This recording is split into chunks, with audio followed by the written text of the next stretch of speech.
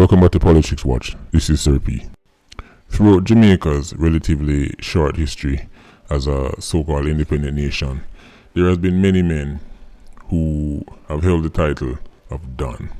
Right? Now, an easy way of summing up what a Don is, if somebody listening to this is not from Jamaica and is not familiar with the culture, a Don is basically an era leader. He's the person who is in charge of all the different thugs them. He gives all the orders, do this, don't do this, make sure this take care of. He collects the extortion. End of the year he puts down the treat. He put so that all the children can have fun, and he will give charity gifts here and there. Usually as a form of winning over the people and getting their support. So in that sense they're very similar to politicians. The same way politicians use handouts to capture the hearts and the minds of the people is the same way a Don does it, right? That due to the nature of being a Don and having rivals and battling for turf, Donship is often accompanied by extreme violence, as the Don usually have his soldiers, and they usually have some kind of rival, and whenever they go up against each other, there's usually extreme bloodshed. You can see this in places such as, for example, Spanish Town with the clans and one other, right? The Don is the person who settle the local conflicts. If something go missing from the community, you go to the Don, he sorts it out. In other words, the Don plays a role that the Jamaican government was expected to play. However, due to the failings of the government in many of these communities, these men ended up taking over those roles, and the people ended up falling in love with these people, falling in love with these Dons more than they did the government and politicians, because for one, they rarely saw politicians, but they could see the Don. The Don was faster, more efficient at solving problems than the system. If you wanted to get something, if something got stolen from you, you'd have to report it, write a report, then go court 20 times just to get it sorted out. However, you can just link the Don, and the Don sort it out in 10 minutes. So these men quickly rose to the top of their communities. However, how they became Dons is always due to some form of political affiliation. No Don in Jamaica can rise to the top, become a Don, and stay a Don without being politically affiliated. None. Zero. Anybody who thinks that them are Don, if they're not linked to any of the two major political parties, they will be quickly eradicated and removed. Okay, so every Don, every big Don is linked to one of the two major political parties. Now, I'm going to tell you about 5 of these Dons who ended up getting disciplined, and that's discipline is actually a nice way of putting it. These men paid the ultimate price for passing them place and forgetting who was really in charge. I'm actually going to give you a bonus individual. So it's going to be 6 people, right? The bonus person who I'm going to talk about, a lot of people probably don't know about him, but the official story as to how he lost his life would mean that technically he shouldn't be on this list. But of course, people from the community will tell you that he actually does deserve to be on this list, because the official story simply isn't true. So I'm going to go into this list. I'm going to give you the bonus individual, and then I'm going to give you the 5 big Dons. Now, people, of course, when I give you the list, people are going to say, well, Sir P, want to the Monday? Want to the money over this? So, people, again, I'm telling you my opinion, my experience. These are the people I think truly held a lot of power and truly got taken out because they passed them place. They forgot who was really in charge. They became surplus to requirements, and the very system that helped to put them where they are got rid of them. So I'm going to start out with the bonus person. The name of that man is Anthony Hewitt, and he's not to be mistaken with Tony Hewitt, which is the former big time police officer who was actually taken out by criminals in 2012. This Anthony Hewitt was actually Don from Rima, whose nickname was Curly Locks. Right. Now, Curly Locks, as the official story goes, lost his life after basically him diss up a man by the name of Paperman, right? And the man ended up come back and took his life. Now, according to the official story, it sounded like some street level thing, but people from Rima will tell you, especially people who were around at that time, will tell you that the reason why Curly Locks lost his life is because he had basically grown to become a somewhat, well, not somewhat, he had grown to become a monster. Some of his tactics were extremely harsh, even by those days standards. There are stories about Curly Locks carrying people on top of the building when Rima and telling them to jump off. There are stories of Curly Locks making a woman take off the whole of her clothes and tell a man to take off the whole of him clothes.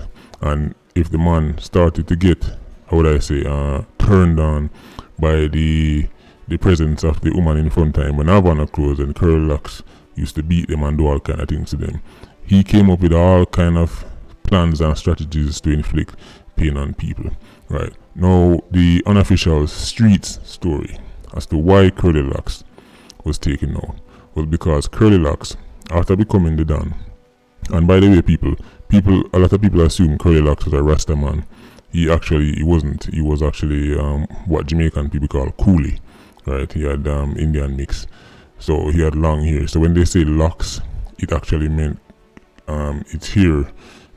So Indian, that look that people who have Indian mix in them, coolie, have long curly hair. Well, that's why he got the name Curly Locks. It's not because he was a Rasta man. A lot of people made that mistake, right? Anyway, Curly Locks had gotten very big, very powerful. He never taken a talk from nobody, including Jim Brown, who at the time it was unheard of for somebody go against Jim Brown word. When Jim Brown them send come call him, he not taking a chat. But apparently the straw that broke the camel's back was when Curly Locks fell out with the late former Prime Minister Edward Seaga, and it was said that Paperman was the one who was tasked to get rid of him. Right after Paperman killed Curly Locks, police killed Paperman. So we can't even interview Paperman to know what's the real story behind that. And of course, due to the fact that right after him get rid of Locks, them get rid of him, that made people believe even more that it was because Curly Locks had grown too big, too reckless, too indisciplined, not taking a chat, and as I said, the former Prime Minister Edward Seaga got rid of him. Right, so that's the bonus one, people. I put that out there because a lot of people don't know the story. I don't know anything about Curly Locks. There's not even a picture of Curly Locks online. So now let's move into the 5 individuals, the 5 big dons who, as I said, passed them place, forgot who was in charge, and the very system that helped to build them, get rid of them. Now, people, all of these men, the names I'm going to mention now, these men at one point held incredible power, right? There's lots of people call themselves dons in Jamaica. Every little lane have a don, right? But very few of those dons have real power and real influence. These men actually did, right? So I'm going to start it off right now with a name who old-time Jamaican people will instantly remember, especially if they were around during the time of his reign. And that name is General Starkey. His real name was Anthony Tingle. Of course, as I said, this is way back in the days. We're talking about the 70s, so obviously there was no Instagram and Facebook around, right? So you can't go up on them profile and take some pictures. So this is the only photo I could find of General Starkey, or Anthony Tingle, as I said, his real name. Now, Starkey had a bridging, and guess what the bridging name? Hutch. Now, if you know them old time movie there, you remember the movie called Starsky and Hutch. Well, these two men literally named themselves or got the names after the Hollywood characters. People, I want you to realize that Hollywood play an important role in Jamaican badness. A lot of people don't talk about this. Hollywood plays an important role in Jamaican badness. If you look on enough Jamaican badman, 87, 90 octanes, you will realize them either have a nickname from some Hollywood movie or the place where them live, name off one Hollywood movie. Hollywood has a major influence. So there was Starsky and Hutch in the movie, but in Jamaica, Starsky became Starkey, right? And in Bridging Hutch. Now, when it comes on to political affiliation, as I said, every big don have a political link. Starkey was linked to the People's National Party, and his main area of operation was Arnett Garden and Jonestown. Right now, again, the role of the don, another role of the don, is to help politicians get votes.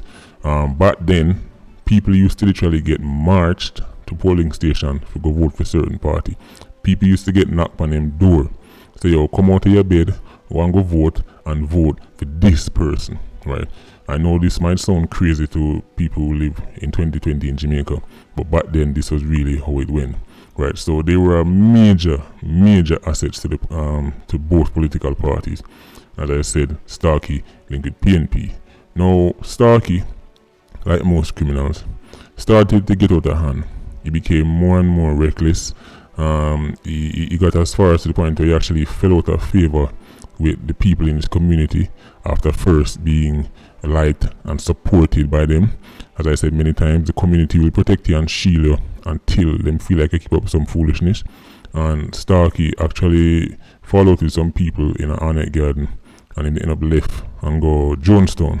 Right now, there was one particular incident where it was said that was really the final blow when the people of the community and politicians decided that Starkey had to go, and that was the killing of a woman, right, who controlled a local betting shop, right. And after that, the people then decided to listen.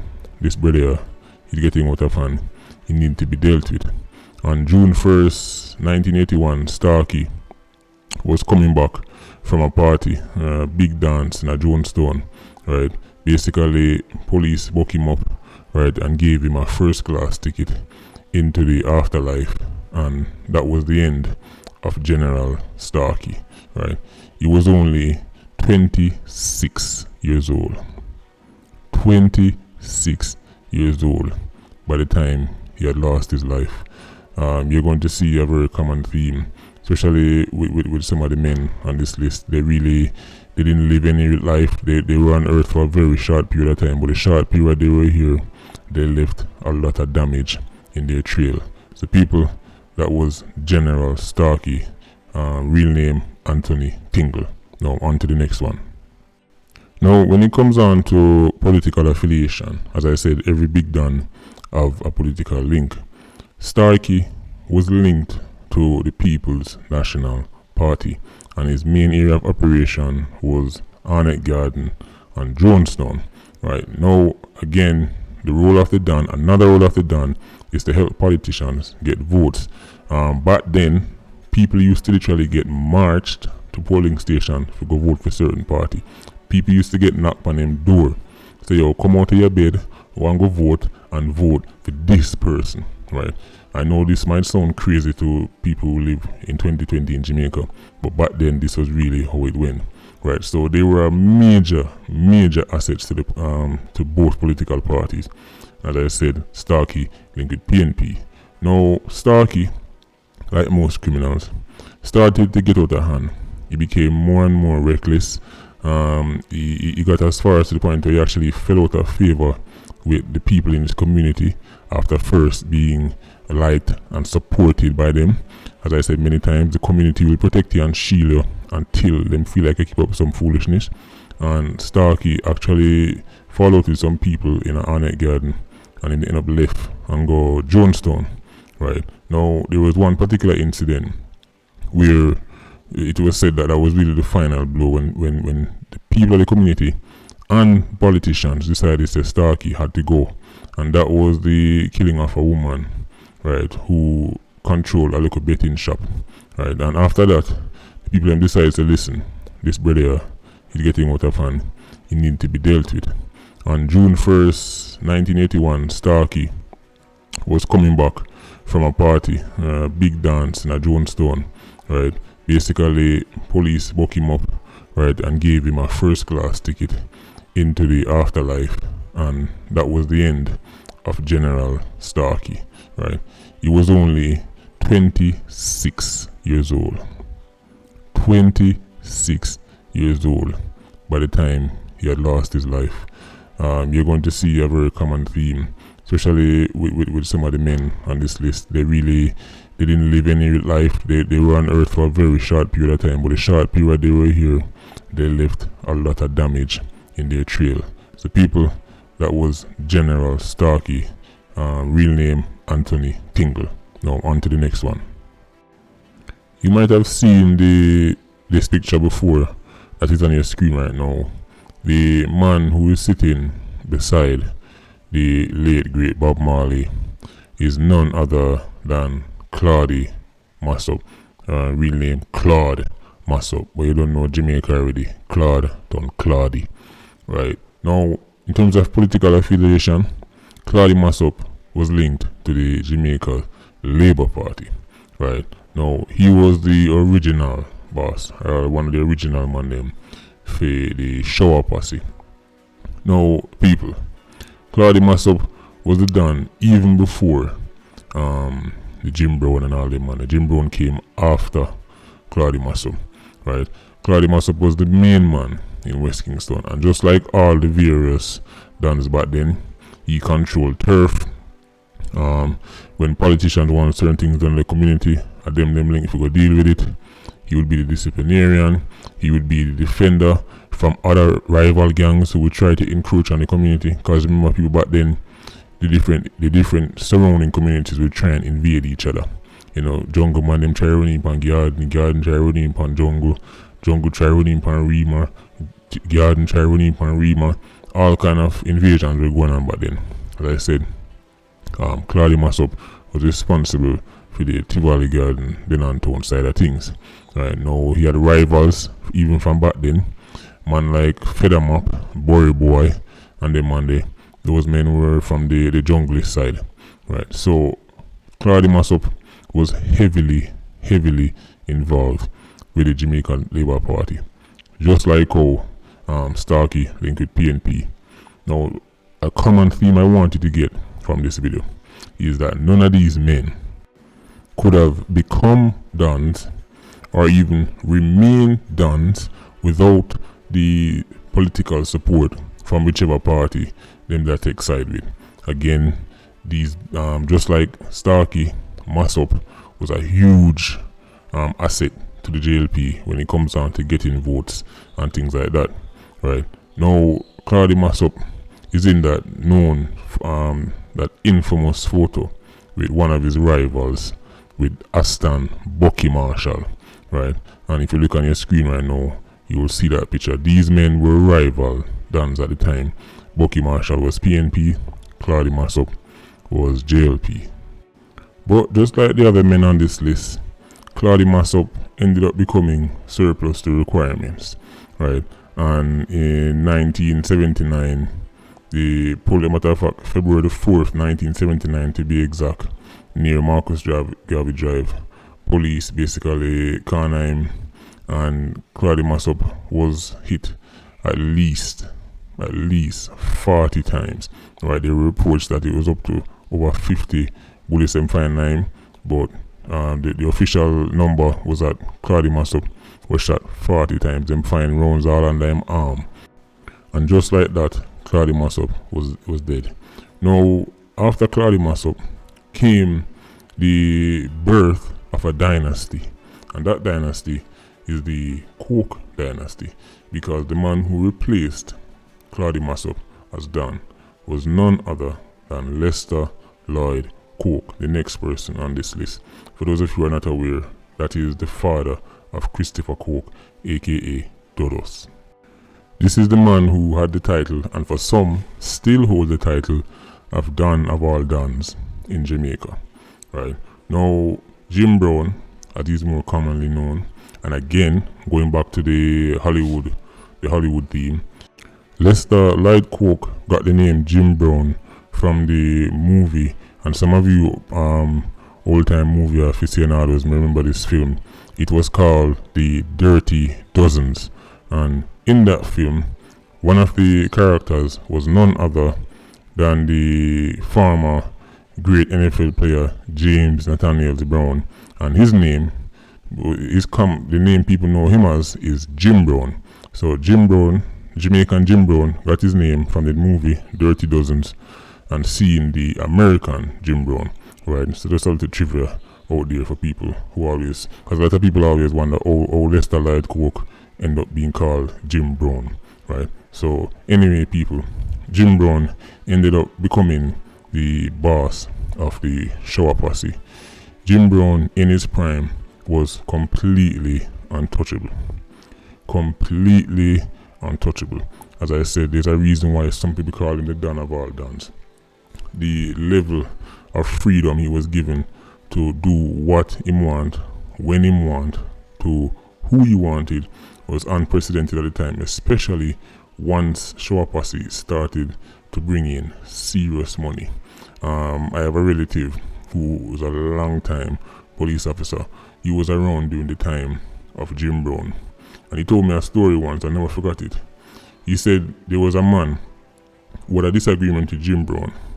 I don't remember what the man was. Either the man was a taxi man or something, but they had some kind of disagreement with Jim Brown, but the man didn't know it was Jim Brown, right? So after exchanging words with Jim Brown, right, Jim Brown then rushed the man, and the man wouldn't go to the police station, right, to get help.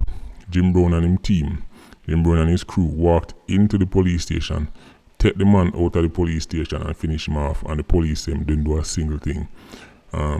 Only people probably from that side of Kingston will probably know that story, or maybe old time Jamaican. Ask your granny or your grandfather about that story, right?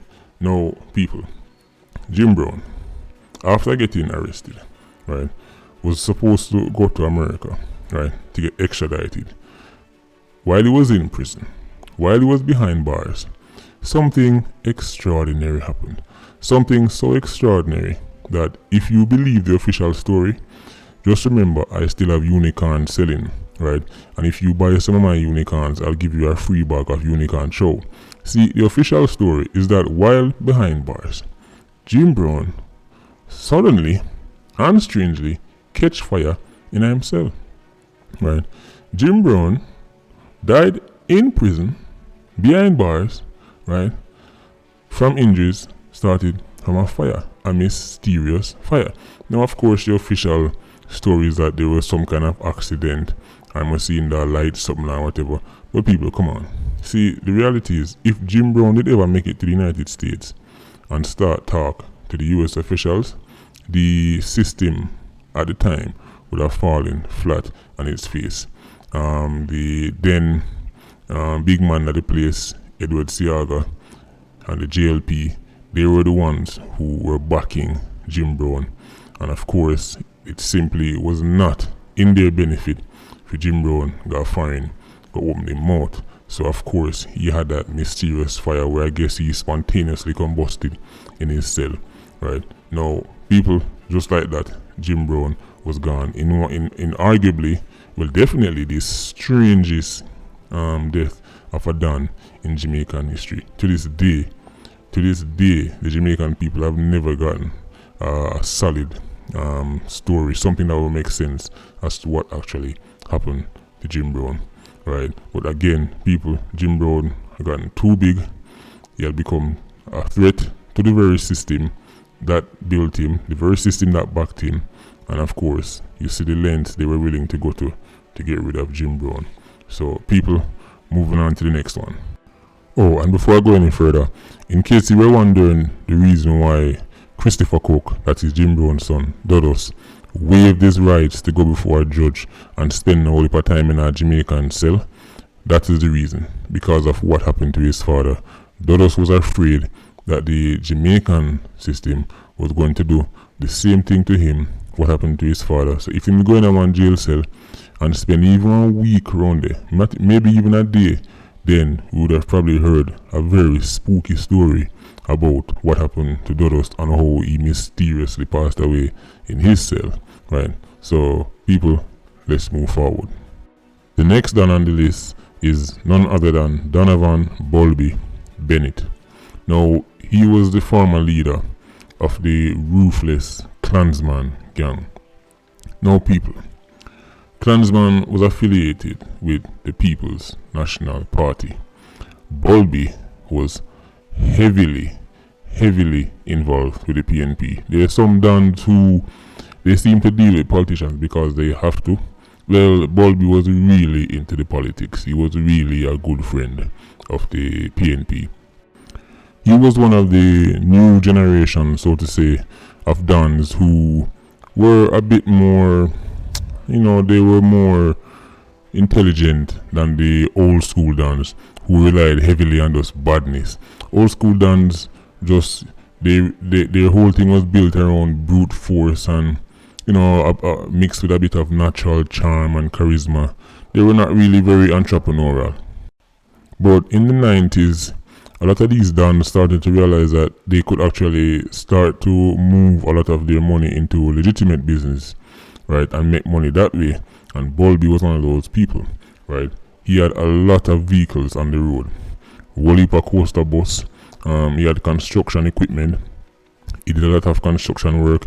He got a lot of government contracts, right? So Bulby was, and probably still is, one of the richest Dons when it comes down to individual wealth in Jamaican history.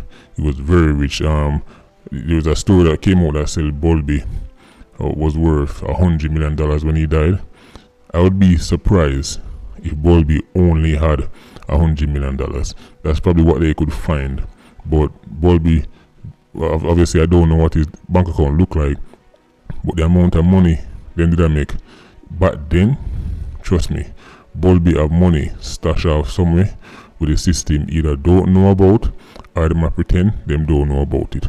Now the thing with Bulby, like most Dons, is that after a while them end up get too big for them boots. They start to get carried away and forget who really is in charge, and Bulby did that. See, Bulby became very arrogant, right? He started to get very sloppy. This is a man who was on the most wanted list for like 10 years, but he was walking around enough time in broad daylight, right? It's not like Bulby was digging a hole and hiding in it. Even when he was on the most wanted list, Bulby was meeting with politicians, broad daylight, hang out Pancana, and they can catch him in the De La Vega City, all over the place, right? It wasn't until Bulby started to fall out with his good friends in the PNP that is when Bulby actually have to do the real run up and down. Right now, most people would have heard the rumors that the reason why Bulby lost his life is because he got carried away and in a box the then Minister of National Security, who was a major figure inside the PNP. Right now, people, when that happened, allegedly, because unless the minister come out and say, yo, what true or so it go, there's really almost no way to confirm it. But one thing is for sure is that the PNP had finally had enough of Bulby and decided to say it's time for him to go. And of course, they sent out a task force, a mixture of Kingfish and the JDF, right? And then we catch him in one place down a country called Tanaki Hillside, right? That's down near the Rio Mino, right? And that's down in Clarendon, by the way, for those who don't know. And of course, that was the end of Bulby. He got a first class ticket to the afterlife. He was also killed with a man who the streets say is his bodyguard, but according to the man family, he was his driver. I was reasoning with a subscriber of mine who was saying he was around at the time when the news came back to Spanish Town that Bulby had been killed, and he said immediately the clansman them start to let off a bag of shot. So much shot fired as even the street light them start dim. Now here's some trivia for you in the middle of this video. Who can tell me in the comment section what caused street lights to dim when certain type of gunshot go off? I'm looking out to see who get the answer, the right answer, in the comment section. Right, so people, that was Donovan Bulby Bennett. Now we're moving on to the final Don, who again passed his place, forgot who he was, and forgot who really in charge. Now this individual, his real name is Valbert Harley, aka Waldy. Now he was actually being called Don of all Dons for some strange reason. I say some strange reason because, to be honest, that title doesn't hold much weight in modern times. Back in the 80s, 90s, or even early 2000s, yes, you could walk around with a title like that. But nowadays, Don of all Dons, the whole gang culture in Jamaica is very split and disorganized all over the place. Even within gangs, they have small little factions who not take no chat. When Jim Brown was being called Don of all Dons, he had a huge influence over a wide area, and he could make people from far and wide do certain things. This brother, Waldy, to be honest, I just feel man him did have real talk over. I never understood how he managed to get the title Don of all Dons. But nevertheless, he was a Don. And he was a big Don, to be honest. Now, Waldy, I run into some problems in that it was alleged that not only did he get rid of a son, but he went on to get rid of the father of that young man, right? You may remember the infamous Ramdale killings, right? Both the father and the son were taken out, right? And it was said that it was Waldy who was responsible for that. Now, Waldy, I keep up in foolishness a long time, but again, like anybody who's linked to a certain party, oh, and by the way, Waldy was linked to the PNP, right? Now, like any big Don, they're often given a certain amount of rope to play with them, play around and, do what them feel like and do what them do, as long as the system get this in return. And that was fine until Waldy started to get carried away, until he started to feel like say him could do what him want, when him want, to whoever him want. When the first Ramdale passed away, which is the son, people were saying, oh well, he mix up in a this, so after them thing they go. However, when the father ended up losing his life, the father was a one of them old time big respectable man there in the community, especially uptown, right? He had a lot of friends in high places, and those people and the system had gotten tired of Waldy because them realized Waldy started to believe his own hype. Waldy having the bag of man them run him, a whisper in him ears like every other done. Yo, you're the real general. How you run off this? No man can't tell nothing. Yo, we control over here, so hey, if a boy do this, they will just do this. Yo, no man can't do. Pure foolishness. See, all of these so-called Dons are surrounded by low IQ 87s. And these 87s don't understand how life works. 87s, a lot of 87s don't even know about 116s. I know that 116s exist. A lot of 87s don't even realize that even for them boss have a boss. See, the Don have a boss. Now we're getting to the end of this video. It's time for me to bring this all into a summary. People understand, even the Don have a Don. The biggest Don you can think about had a Don who was a politician, and it was that politician who ultimately decided what happened to that Don and how long that Don got to reign, right? No matter how big you want to be, whether you want to be Jim Brown, Claudia Massop, Curly Locks, it don't matter. It don't matter if you kill 500 people, it does not matter, right? Ultimately, in our system, in Jamaica, the real Don, right, the real big Don on the block are politicians. They are the real Don of all Dons. They are the ones who hang around long after the Don get taken out. See, and after them get rid of Don, they just replace him with another stooge, and then gas up that stooge and make him feel like say him run officer. But because he's in his little community, surrounded by people who are poor and don't have much, they look up to him like he's some kind of godlike figure, and they think he can do all and he sees all. They think he's all powerful, when in reality, just one phone call from the real Don, which is, as I said before, politicians, and the so-called Don 90 octane will be removed and taken out. That is what happened to Waldy. Waldy was taken out in broad daylight. He had an entire team of security people around him, right? He traveled in a convoy. Every minute the theme style was to stop, change car. None of that meant anything, right? One phone call and Waldy was dead. Just like all the other Dons. Whether it's Jim Brown, whether it's Bolby, Starkey, it doesn't matter.